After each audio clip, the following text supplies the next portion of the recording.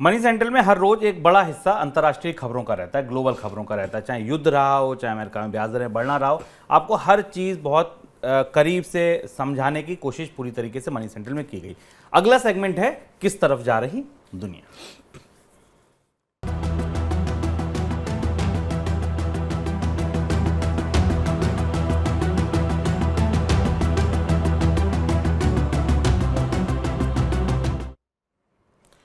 ये साल एक मामले में बड़ा खास रहा। 2022 में भारत के सामने जितनी आर्थिक चुनौतियां आई, उनमें अधिकतर की वजह जो थी वो वैश्विक घटनाक्रम था।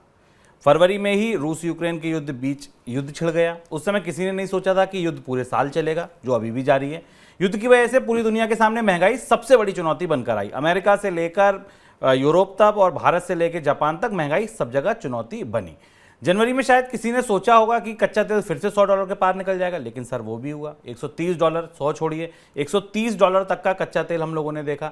युद्ध से पहले ही अमेरिका में ब्याज दरें बढ़ने की तैयारी चल रही थी। कई बार सुनते थे बढ़ेगी बढ़ेगी बढ़ेगी, लेकिन नहीं बढ़ी थी। युद्ध की वजह से महंगाई बढ़ी तो अमेरिकी सेंट्रल बैंक भी ज़्यादा तेजी से, ज़्यादा रफ्तार से ब्याज दरें बढ़ाने लगा, जिसका असर न केवल अमेरिका पर बल्कि भारत समेत पूरी दुनिया के बाजारों पर हुआ।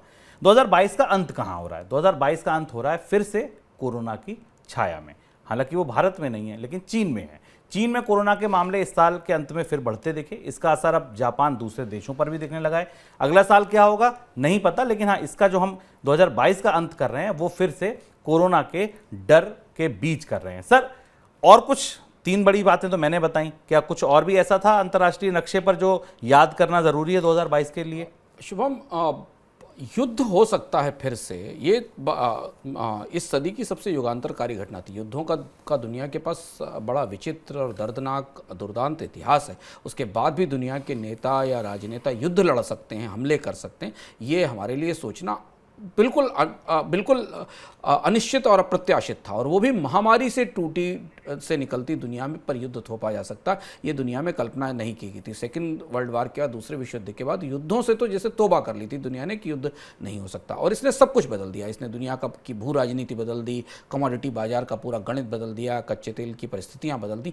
2 बड़े बदलाव जो भविष्य की दृष्टि से इस साल जिनके बीज बोए गए हैं, 2-3, उन्हें ध्यान रखना ज़रूरी है।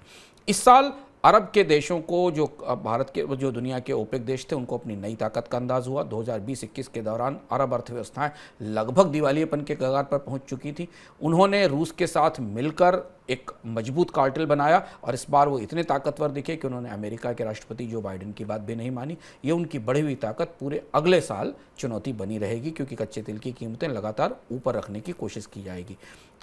दूसरी बड़ी चीज़ ये कि कमोडिटीज़ की कीमतों में बढ़ोतरी के कारण जो नई ऊर्जा की संभावनाओं पर निवेश था उसमें कम हुआ, लेकिन इसके साथ कोयले की वापसी होती हमें इस साल दिखाई दी। अगले साल भी रहेगी, यानी कोयले की कीमतें भी ऊंची रहेंगी, जो महंगाई के तौर पर में काम आएंगी। दूसरी चीज़ जो दुनिया की में इकोनॉमिक दृष्टि से, आर्थिक दृष्टि से जो नए बदलाव दिखाई दिए, उसमें सबसे बड़ा बदलाव था चीन, रूस, ईरान का बनता हुआ त्रिकोण। और यह त्रिकोण आने वाले समय में दुनिया के गैस और ऑयल मार्केट को कई तरह से प्रभावित करेगा। और यह सबसे दिलचस्प और सबसे महत्वपूर्ण और उत्सुकता देने वाला घटनाक्रम है, जो पूरे अगले साल लौट कर हमारे पास वापस आता रहेगा। हाँ, और जापान पर नज़र भी रखिएगा, क्योंकि जापान में जाते जाते कुछ ऐसा ज़रूर हुआ है जहाँ लंबे समय बाद जापान में महंगाई लौटी है और ब्याज दरें बढ़ने की संभावना दिखाई दे रही है।